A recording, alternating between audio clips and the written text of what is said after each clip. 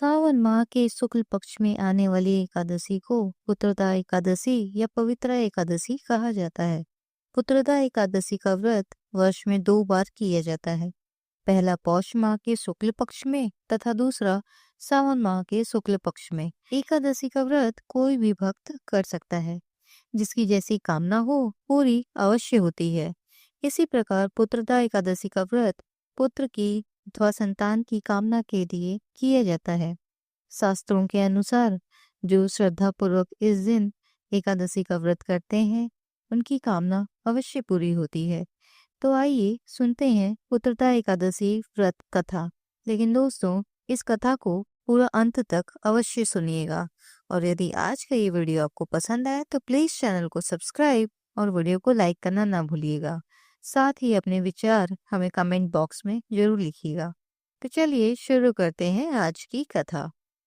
एक बार युधिष्ठिर भगवान कृष्ण जी से कहते हैं, हे मधुसूदन, अब मुझे श्रावण शुक्ल पक्ष में की जाने वाली एकादशी कथा का वृतांत सुनाइए। इस कथा का महात्म सविस्तार से कहिए। श्री कृष्ण जी बोले, इस एकादशी का नाम पुत्रदा एकादशी है।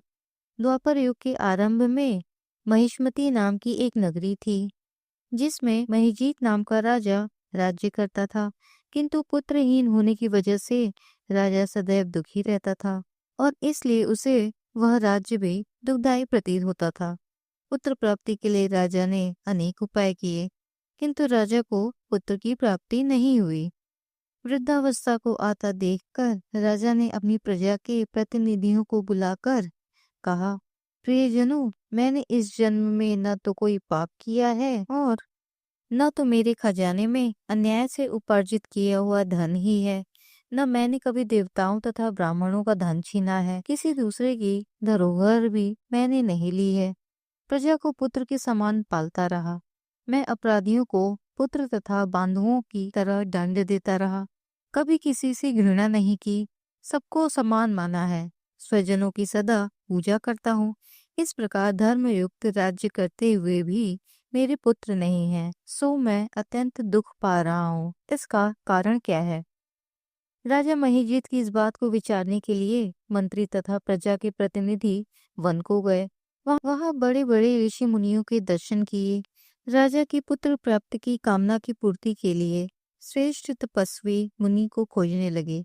तभी एक आश्रम में उन्होंने एक अत्यंत वयोवृद्ध धर्म के ज्ञाता बड़े तपस्वी, परमात्मा में मन लगाए हुए, निराहार, जितेंद्रिय, जितात्मा, जित क्रोध, सनातन धर्म के गूढ़ तत्वों को जानने वाले, समस्त शास्त्रों के ज्ञाता महात्मा लोमश मुनि को देखा, जिनका कल्प के व्यतीत होने पर एक रोम गिरता था। सबने जाकर ऋषि को प्रणाम किया। उन लोगों को देखकर मुनि ने पूछा, आप लोग किस कारण से आए हैं? निसंदेह मैं आप लोगों का हित करूंगा। मेरा जन्म केवल दूसरों के उपकार के लिए हुआ है, इसमें संदेह मत करो। लोमश ऋषि के ऐसे वचन सुनकर सब लोग बोले, हे महर्षि, आप हमारी बात जानने में ब्रह्मा से भी अधिक समर्थ हैं, अतः आप हमारे इस संदेह को दूर कीजिए। महिष्मतीपुरी का धर्मात्मा राजा महिजीत प्रजा का पुत्र के समान पालन करते हैं, फिर भी वह पुत्रहीन होने के कारण दुखी हैं। उन लोगों ने आगे कहा, हम लोग उनकी प्रजा हैं, अतः उनके दुख से हम भी दुखी हैं। आपके दर्शन से हमें पूर्ण विश्वास है कि हमारा यह संकट अवश्य दूर हो जाएगा, क्योंकि महान पुरुषों के दर्शन मात्र से अनेक कष्ट दूर हो जाते हैं। अतः आप कृपा करके राजा के पुत्र होने का उपाय बतलाएं। यह बात सुनकर ऋषि ने थोड़ी देर के लिए नेत्र बंद किए और राजा के पूर्व जन्म वृतांत जानकर कहने लगे कि यह राजा पूर्व जन्म में एक निर्धन वैश्य था। निर्धन होने के कारण इसने कई बुरे कर्म किए। यह एक गांव से दूसरे गांव व्यापार करने के लिए जाया करता था। एक समय ज्येष्ठ मास के शुक्ल पक्ष की द्वादशी के दिन मध्याह्न के समय जबकि वह 2 दिन से भूखा प्यासा था, एक जलाशय पर जल पीने गया।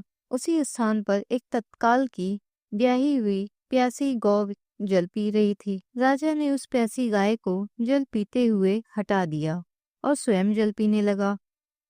इसलिए राजा को यह दुख सहन करना पड़ रहा। एकादशी के दिन भूखा रहने से वह राजा हुआ और प्यासी गौ को जल पीते हुए हटाने मात्र के कारण से उसे पुत्र वियोग का दुख सहना पड़ रहा है। ऐसा सुनकर सब लोग कहने लगे कि हे ऋषि, शास्त्रों में पापों का प्रायश्चित भी लिखा है, अतः जिस प्रकार राजा का यह पाप नष्ट हो जाए, आप ऐसा उपाय बतलाएं। लोमस मुनि कहने लगे, श्रावण शुक्ल पक्ष की एकादशी को, जिसे पुत्रदा एकादशी भी कहते हैं, तुम सब लोग व्रत करो और रात्रि को जागरण करो, तो इससे राजा का यह पूर्व जन्म का पाप अवश्य ही नष्ट हो जाएगा, साथ ही राजा को पुत्र की प्राप्ति अवश्य होगी। लोमस ऋषि के ऐसे वचन सुनकर मंत्रियों सहित सारी प्रजा नगर को वापस लौट आई और जब श्रावण शुक्ल पक्ष की एकादशी तिथि आई, ऋषि की आज्ञानुसार सबने पुत्रदा एकादशी का व्रत और जागरण किया। इसके पश्चात द्वादशी के दिन इसके पुण्य का फल राजा को दे दिया। उस पुण्य के प्रभाव से रानी ने गर्भ को धारण किया और प्रसव काल समाप्त होने पर उसके एक बड़ा तेजस्वी पुत्र उत्पन्न हुआ। इसलिए हे राजन, इस श्रावण शुक्ल एकादशी का नाम पुत्रदा एकादशी पड़ा। अतः संतान की इच्छा हासिल करने के लिए इस व्रत को अवश्य करें। इसके महात्म को सुनने से मनुष्य सब पापों से मुक्त हो जाता है और इस लोक में संतान सुख भोग कर परलोक में स्वर्ग को प्राप्त होता है। हे राजन, इस दिन गुड़ का प्रसाद अवश्य लेना चाहिए। गुड़ के पदार्थ में मेवा, मिठाई आदि लेना अमृत के समान होता है और गुड़ का प्रसाद भगवान विष्णु को अर्पित करने से वह अत्यंत प्रसन्न होते हैं। तो दोस्तों, आज का ये वीडियो बस यहीं तक। यदि आज का ये वीडियो आपको पसंद आई तो प्लीज़ चैनल को सब्सक्राइब और वीडियो को लाइक करना ना भूलिएगा। मिलते हैं आपसे अगले किसी नई वीडियो में नई जानकारी के साथ।